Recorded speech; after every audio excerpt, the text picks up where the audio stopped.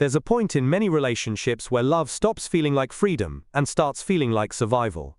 Not because love is bad, but because somewhere along the way it becomes a safety net you can't imagine letting go of. Today we're talking about when love becomes a safety net, what it means, how it happens, and how to recognize it before it quietly reshapes who you are. A safety net is something that catches you when you fall. In relationships, love is supposed to support you. It's meant to give comfort, connection, and stability. But when love becomes a safety net, it starts doing something different. It stops being just support and becomes emotional survival. You might notice things like staying in a relationship because you fear being alone, feeling like you can't function emotionally without one person, relying on someone else to regulate your happiness or self-worth, losing parts of yourself just to keep the relationship intact. At this stage, love is no longer just love. It becomes dependency disguised as connection. And that's where things begin to shift. No one wakes up one day and decides, I will depend entirely on this person. It happens quietly. It starts with comfort. Someone makes you feel seen, safe, understood. And in a world that often feels uncertain, that comfort becomes powerful. Then slowly the emotional weight begins to shift. Instead of, I choose this person because I love them, it becomes, I need this person because I don't know how to cope without them. Small changes start to appear. You stop making decisions independently. You avoid conflict just to keep peace. You suppress your needs so the relationship doesn't feel at risk. You start believing that losing them would mean losing yourself. This is how love transforms into a safety net that holds you, but also limits your growth. When love becomes your only emotional anchor, the stakes feel dangerously high. Every argument feels like a threat to your stability.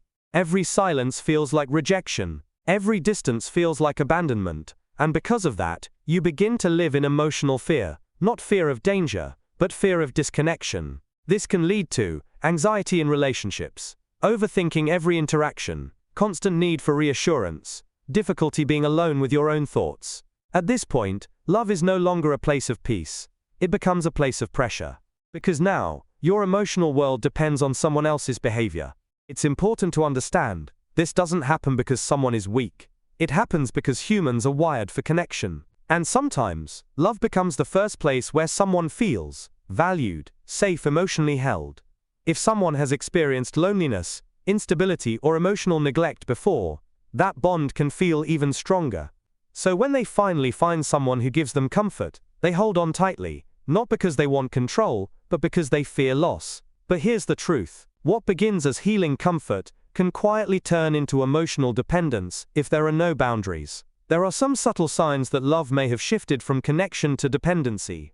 You might notice, you lose interest in your own goals when the relationship is unstable. You feel incomplete when you're not in contact with that person. You avoid personal growth because it might change the relationship. You tolerate things that hurt you just to avoid being alone. You confuse emotional intensity with emotional health. And perhaps the clearest sign of all, you no longer feel like a whole person outside the relationship. That's when love stops being support and starts becoming identity. When love becomes a safety net, it can keep you from falling, but it can also keep you from flying. Because real growth requires space, it requires independence, it requires the ability to sit with yourself and still feel okay. Without that, relationships can become emotionally heavy for both people involved. One person carries the fear of losing the relationship, and the other carries the pressure of being someone else's entire emotional world. Over time, that imbalance creates strain, not because there's no love, but because there's too much dependency placed on it. The goal is not to love less. The goal is to love cleanly, without losing yourself in it. Healthy love sounds like, I care deeply about you, but I still know who I am without you. It means keeping your identity intact, maintaining friendships, interests, and goals outside the relationship, learning to self-soothe emotionally, allowing space without panic, choosing someone daily, not clinging to them out of fear. A strong relationship is not two halves completing each other. It's two whole people choosing to walk together. Love is not meant to catch you because you cannot stand on your own. It's meant to walk beside you while you stand firmly in your own life. When love becomes a safety net, it feels comforting, but it can also quietly limit your emotional freedom. The healthiest love is not the one you depend on to survive.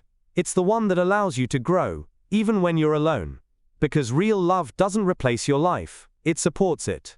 And if it's healthy, it will never ask you to lose yourself just to keep it.